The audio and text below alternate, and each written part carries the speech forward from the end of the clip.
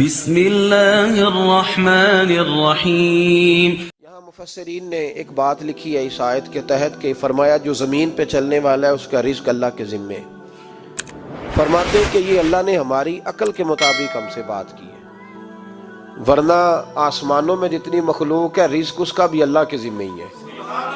یہاں جو فی الارض کے لفظ ہے زمین پہ، وہ ہمیں سمجھانے کے لیے کہ تم نے تو صرف یہ دنیا دیکھی ہے نا، تو جس کو تم نے دیکھا ہے وہ سب کھاتے اللہ کا دیا ہوا ہی ہے۔ تو جو ہم نے دیکھا تھا رب کریم نے اس کے مطابق ہمیں سمجھا دیا۔ فرمایا کچھ تو تم نے دیکھے ہی نہیں، چلو ان کی تم سے بات نہیں کرتے، پر جو تم نے دیکھے ہیں ان سب کا رزق کس کے ذمے ہے؟ اللہ کے۔ میرے محبوب کریم علیہ الصلوۃ والسلام نے فرمایا اللہ پہ بھروسہ رکھ کے سویرے نکل جانا رزق کی تلاش میں۔ کس پہ بھروسہ رکھنا ہے؟ نکلنا تمہارے ذمے ہے، یہ نہ کہنا کہ گھر بیٹھوں گا تو یہیں آئے گا، نکلنا تمہاری ذمہ داری ہے، جتنی ذمہ داری ہے وہ پوری کرنا۔ اللہ پہ بھروسہ کر کے نکل جانا تمہاری ذمہ داری ہے، رب کا ذمہ ہے تمہیں رزق دینا، وہ ضرور تمہیں رزق پہنچائے گا۔ یا رسول اللہ صلی اللہ علیہ وسلم کس طرح پہنچے گا؟ تو ذرا حضور کے لفظوں کا حسن بھی دیکھیے۔ نبی پاک صلی اللہ علیہ وسلم نے فرمایا جس طرح موت تمہیں ڈھونڈ لیتی ہے نا کہ تم کہاں موجود ہو، جب وقت آتا ہے تو انسان پاکستان میں ہو تب بھی آ جاتا ہے، جدہ میں ہو تب بھی آ جاتا ہے، مکہ میں ہو یا مدینہ طیبہ میں وقت پھر بھی آ جاتا ہے۔ فرمایا جس طرح موت تم جہاں بھی ہو تم تک پہنچ جاتی ہے نا، اس طرح تمہارا رزق بھی تم جہاں موجود ہوتے ہو اللہ وہاں پہنچا دیتا ہے۔ تو یا رسول اللہ صلی اللہ علیہ وسلم کس انداز میں؟ تو فرمایا نکل جانا تمہاری ذمہ داری ہے۔ فرمایا سویرے پرندے بھی نکل جاتے ہیں اور شام کو جب لوٹتے ہیں تو اللہ انہیں پیٹ بھر کے روزی عطا فرماتا ہے، حالانکہ ان کو نہیں پتا ہوتا ہمارا کارخانہ کہاں ہے، ہم نے کہاں جا کے مزدوری کرنی ہے، ان کو نہیں پتا ہوتا کہ ہمارا دفتر کہاں ہے، ہم نے کس آفس میں بیٹھنا ہے، ان کو نہیں پتا ہوتا کہ ہم نے کہاں جا کے مال خریدنا ہے اور کہاں سے ہم نے پھر اس کو دوبارہ بیچنا ہے، انہیں خبر نہیں ہوتی۔ اللہ پہ بھروسہ کر کے نکل جاتے ہیں۔ نکلنا تو تیرے ذمے ہے کہ نہیں؟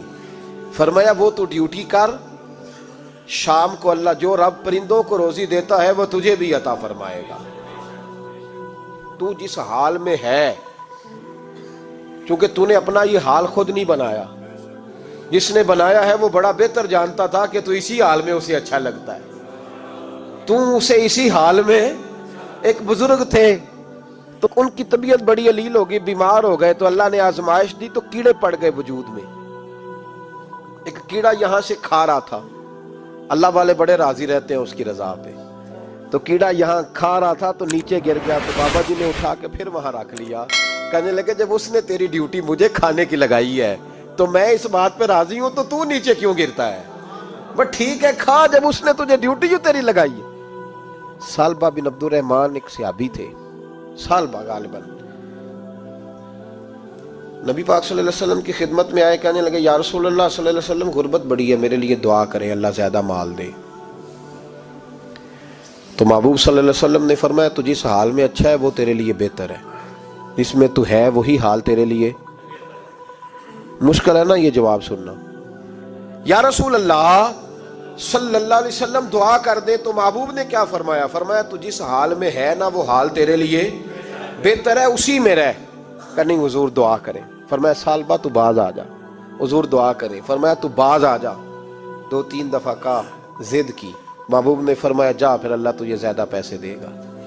چند بکریاں خریدی، اتنی برکت ہوئی کہ بکریوں کے ریوڑ بن گئے، پھر کچھ بکریاں بیچ کے گائے خرید لی، ان کے بھی ریوڑ ہو گئے، پھر کچھ اونٹنیاں لے لی، ریوڑ ہی ریوڑ۔ پہلے 5 وقت مسجد میں آتے تھے، اب فجر اور عشاء رہ گئی۔ پھر مال زیادہ ہوا تو مدینے شہر میں کوئی جگہ ہی نہیں، مدینے سے باہر حویلی خریدی، پھر جمعہ ہی رہ گیا، جمعے کے جمعے آتے۔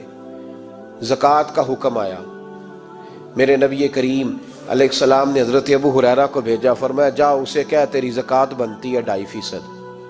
تو سالبہ کے پاس حضور نے پیغام بھیجا، پہلے تو کہا تیرے لیے بہتر نہیں مال، جب اصرار کیا تو بڑی برکت ہو گئی، بڑا آیا تو فرمایا زکوٰۃ دے، 2.5% زکوٰۃ ہے۔ اب جب سوچا کہ 5 اونٹوں پہ ایک بکری جائے گی اور بڑا سارا مجھے دینا پڑے گا، اب جب غور کیا تو یہ تو نہ کہا کہ میں نہیں دیتا.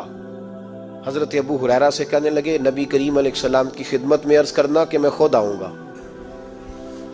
حضرت ابو ہریرہ نے آ کے عرض کی یا رسول اللہ صلی اللہ تعالی علیہ وسلم. حضور وہ کہتے تھے میں خود آؤں گا.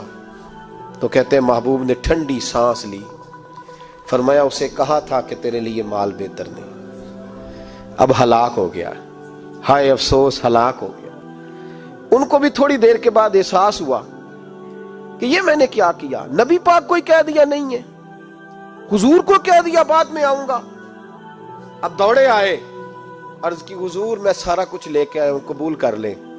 محبوب نے فرمایا گویا بلال حبشی کی خشک کھجور بھی قبول ہے, اور صہیب رومی ایک اٹی بان کی لائے تو وہ بھی قبول ہے, اور عمار بن یاسر اور مصعب بن عمیر اگر 2 دینار دے جائیں اور کوئی پرانا جوڑا کسی سپاہی کے لیے چھوڑ جائے تو وہ بھی قبول ہے, لیکن تو اپنا لاکھوں لے کے چلا جا, تیرا کوئی نہیں قبول. معاف کر دیں. فرمایا جا معاف کیا, پر پیسے لے کے نہ آنا. اگلے سال پھر آئے, بندے ہوئے ہاتھ ہیں. محبوبہ میں دولت کا کیا کروں گا, آگ لگانی ہے, قبول کر لیں. فرمایا تو لے جا, تیرا نہیں قبول. گرا جو ان کی نگاہ سے وہ سنبھل نہیں سکتا. حضور نے وصال ظاہری کیا تو جناب صدیق اکبر کے پاس آئے, لاکھوں کا مال. ابو بکر قبول کر لو.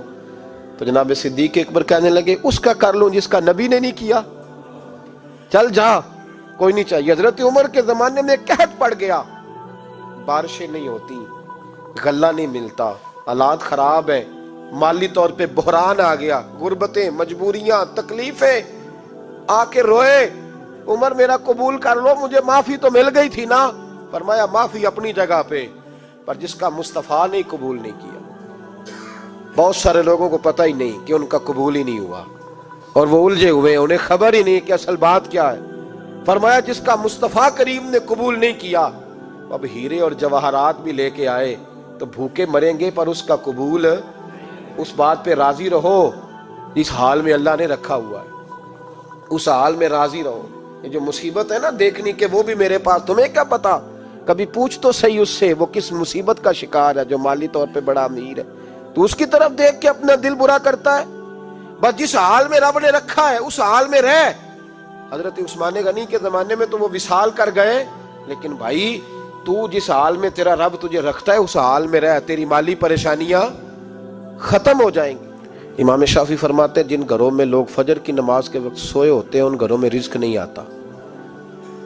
آپ فرماتے ہیں فجر کا وقت اللہ کے دینے کا وقت ہے, اس وقت اللہ بانٹتا ہے.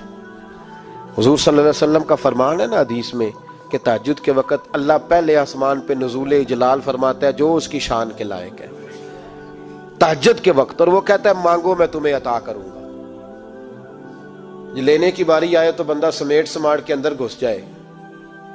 ہمارے ہاں یہ ہوتا ہے کہ عشاء کے بعد بچے بیٹھتے ہیں موبائل لے کے, تہجد کا وقت آتا ہے تو ان کی آنکھیں بند ہونی شروع ہوتی ہیں, تو لینے کے وقت تو سویا تھا, تیرا مسئلہ کیسے حل ہوگا بھائی؟ جب کوئی آدمی خیرات بانٹ رہا ہو تو جو پیالہ پیچھے کر لے اسے ملے گا؟ کہتے اس وقت آنا جب میں بانٹ رہا تھا, اب تو کدھر آ گیا ہے؟ مثال دے رہا ہوں. تو فجر کا وقت مانگنے کا ہے, تو ساری رات تو گزر گئی گیمیں کھیلتے, ٹی وی دیکھتے, اور جو لینے کا وقت تھا تو سو گیا, تو کیسے آئے گا تیرے پاس؟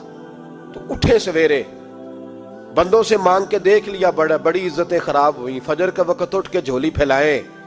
میرے رسول پاک علیہ السلام فرماتے ہیں, رب فرماتے ہیں جب بندے میرے آگے جھولی پھیلاتے ہیں مجھے شرم آتی ہے, کیسے خالی واپس کریں؟ تو اس کے سامنے جھولی پھیلائیں سویرے اٹھ کے, رزق میں برکت ہوگی. اور پھر ایک اور بات, 5ویں بات, رزق میں تنگی اس وقت ہوتی ہے جب ہم مال غلط جگہ پہ خرچ کرتے ہیں. اللہ مال دیتا ہے اپنے فضل سے, اور جب ہم اسے ضائع کریں. مثال دیتا ہوں, میرے پاس ایک شخص نے آ کے کہا حضرت جی بچی کی شادی ہے, یا میرا گھر میں کوئی بیمار ہے, یا بڑی آزمائش ہے, 10,000 کی ضرورت ہے. میں نے تھما دیا اس کو, پھر مجھے بعد میں پتا چلا کہ وہ تو عیاشی کر رہا ہے پیسوں سے, وہ تو چلا گیا کہیں گھومنے اور فلاں ہوٹل میں, مہنگے ہوٹل میں بیٹھ کے کھانا کھا لیا, تو میرے دل پہ کیا گزرے گی اس شخص کے بارے میں؟ بلا مثال و بلا تشبیہ سمجھانے کے لیے اللہ نے مال دیا فضل سے, اور اگر عیاشیوں میں لگا دیا.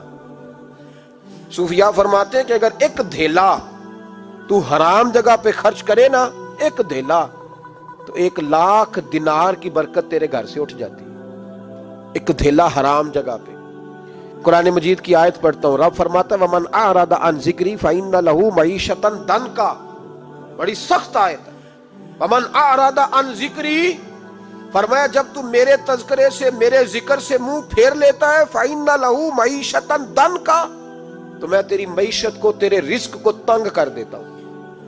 پھر تیری زندگانی تنگ ہوتی.